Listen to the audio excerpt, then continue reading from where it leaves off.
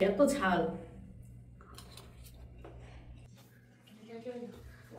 গোসল করাইতে হইব, কালকেও গোসল করাই নাই। তো আদর কোথায় রাখবা তুমি? একটা গোডাউন কিনতে হইব আদর রাখার জন্য। আলমারিতে এই ছোটখাটো গুড়াগাড়ি কাপড় কিন্তু খুঁজে পাওয়া যাবে না। তো এখন সময় হচ্ছে সকাল প্রায় 9টা। তো মিশারির আব্বু রেডি হয়ে ওনার ছেলে মেয়েকে আদর সোহাগ করে এখন অফিসে যাচ্ছে। আসবা কয়টায়? 3:30 ইনশাল্লাহ। 3:30টায় আসলো। সারাদিন মনে করেন কাজকর্ম করলো, ওনার মন পড়ে থাকবো ঘরে যে মেয়েটাই জানি কি করে, ছেলেটাই জানি কি করে। যাও বাবাকে গিয়ে দিয়ে আসো। আসো। বাংলাদেশ থেকে সৌদি আরবে আসলে সংসার গুছাতে গুছাতে, যদিও আমার সময় যায় না, আমার সময় যায় কাপড় চোপড় গুছাতে গুছাতে। যে কাপড় চোপড় আমি সাথে করে নিয়ে এসেছি ওইগুলো দেখেন 2 দিন পরে গুছালাম, এবং এত বিরক্ত। এগুলো রাতে গুছিয়েছি, দিনের বেলা সময় পাই না। এই যে আমার কাপড় চোপড় এখানে, এখানে বাচ্চার জিনিসপত্র, এইখানে মিশারির কাপড় চোপড় আমারও আছে, এখানে মিশারির বাবার। তো পুরা এই মাঝখানের কেবিনটা পুরো আমাদের দখলে, আর পাশের 2 কেবিনে রয়েছে সংসারের জিনিসপত্র এবং মিশারির আব্বুরও কাপড় চোপড়। আর এই যে লাগেজটা দেখতে পাচ্ছেন, এটার মধ্যে শুধুমাত্র বাবুর কাপড়, বাবুর কাঁথা থেকে শুরু করে শীতের কাপড়, গরমের কাপড়, তাওয়াল, প্যান্ট যা আছে সব বাবুর কাপড় এখানে রেখেছি। কারণ আলমারিতে এই ছোটোখাটো গুড়াগাড়ি কাপড় কিন্তু খুঁজে পাওয়া যাবে না, এজন্য বুদ্ধি করে এখানে শুধু বাবুর কাপড়গুলো রেখেছি।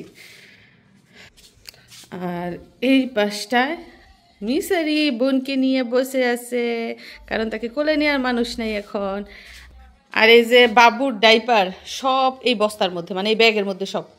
বাবুর জন্য 6 প্যাকেট ডাইপার এনেছি, সব এখানে রেখেছি। বসে এসছে বোনকে নিয়ে।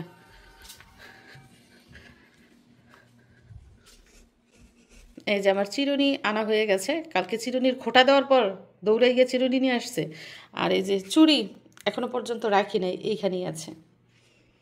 কি করবো বলেন, সংসারের কাজকর্ম করে 2টা বাচ্চা সামলাইয়া, হ্যাঁ, রান্না বান্না কইরা আবার একটু একটু ভিডিও এডিটিং করি। আমি দিনের বেলা সময় পাই না, যা কাজ করি একটু রাতে, মানে রাতে ঘুমানোর আগে একটু একটু করি, তাও বাবুর কান্নাকাটি আল্লাহ।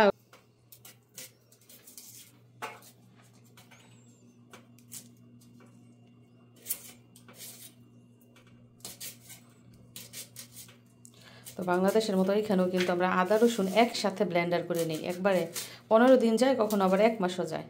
তো আমরা এসে দেখি আদা রসুন অল্প একটু আছে, তো আবার কালকে আনছে আদা রসুন, ভাবলাম যে ব্লেন্ডার করে রাখি। তো চলেন দেখি আজকে কি কি রান্না করলাম আর ভাতের কি খবর। ও রে, মাত্র ভাত বসাই রেখে আমি ঘরে গেছি, আইসা দেখি ভাতের বলক এসে গেছে। তো জালটা একটু কমাই দিই। আর এইখানে কি রান্না করছি দেখেন, দেখছেন? এখানে রান্না করছি গরুর মাংস, দেশি গরুর মাংস। এত মজা খেতে, আমি এক টুকরা খেয়েছি টেস্ট করার জন্য। আর এইখানে রান্না করেছি দেশি কই মাছ দিয়ে ডালের বড়ি, যেটা কিনা আপনারা প্রতিনিয়তই আমার ভিডিওতে দেখেন, কারণ এই ডালের বড়িটা আমরা খুবই পছন্দ করি এবং বিদেশেও আনা হয়েছে। তাছাড়া এই যে এখানে দেখেন ডালও রয়ে গেছে কালকের। তো আজকে ভাত রান্না করেছি, গরুর মাংস আর ডালের বড়ি রান্না করেছি। মামি রে দেখে উঠে গেছে। গোসল করাইতে হইব, কালকেও গোসল করাই নাই।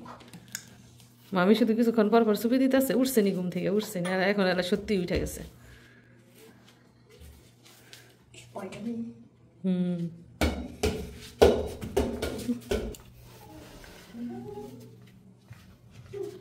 তো এখন সময় হচ্ছে বেলা 12টা, বাবুকে গোসল করাবো। ঠান্ডা পানি আর গরম পানি একসাথে মিশিয়েছি। আর আজকে আমার নিজেকে এত অসহায় লাগছে, এই কাজটা কিন্তু আমার মা নয়তো আমার শাশুড়ি করতো। মানে তারা এমন এক অভিভাবক, আমার আমার কঠিন কাজগুলো তারা সহজ করে দিত। দেখেন আজকে বাচ্চাকে আমার নিজের গোসল করাইতে হইব, বাচ্চার কানে পানি যায় কিনা, নাকে পানি যায় কিনা, সেটা নিয়ে টেনশনে আছি। তো কি আর করার, নিজের উপর যখন কোনো কিছু পড়ে তখন সেটা কষ্ট হলেও করতে হয়। তো চেষ্টা করতেছি বাবুকে গোসল করানোর, গত 2 দিন ধরে গোসল করাই না। তো বাবুকে গোসল করাতে আমার সময় লেগেছে 10 মিনিট। আর এদিক দিয়ে বাবুর কাপড় চোপড় রেডি করে রেখেছি, গেঞ্জি, তারপরে সেন্টু গেঞ্জি, গেঞ্জি, ডাইপার, তেল, প্যান্ট, এগুলো এখন পরাবো, তারপরে দেখি ঘুমাই কিনা। তো এই যে পাস্তা রান্না করেছি গরুর মাংস দিয়ে, এখন পরিবেশনের পালা এবং খাওয়ার পালা, তাই না? এত কষ্ট করে রান্না করেছি, যদি খাওয়াই না হয় তাহলে কি হবে?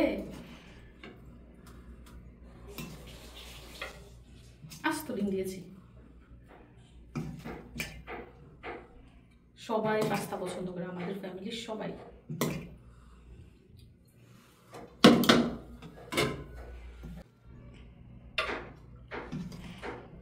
আমার ভাই সালাদ খাচ্ছে, সালাদ খেতে মনে নাই, এখন হঠাৎ করে মনে পড়ছে পাস্তার সাথে সালাদ না খেলে কিন্তু মজা লাগে না।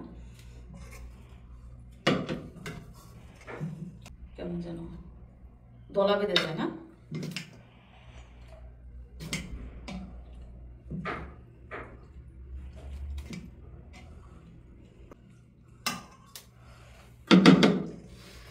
তো শুধু রান্না করবো আর পরিবেশন করবো, নিজে একটু খাবো না, একটু খেয়ে দেখি কেমন লাগে। বিসমিল্লাহ। যে মশলা দিয়েছি না এক্সট্রা, ওই মশলার দারুণ সুন্দর গ্রান এবং ঝাল হয়েছে। আমি বাংলাদেশ থেকে আমাদের গাছের মরিচ এনেছিলাম, 12 মরিচ, ওইগুলা দিয়েছি, এত ঝাল। এখন মিষ্টি খেতে পারবে কিনা জানি না।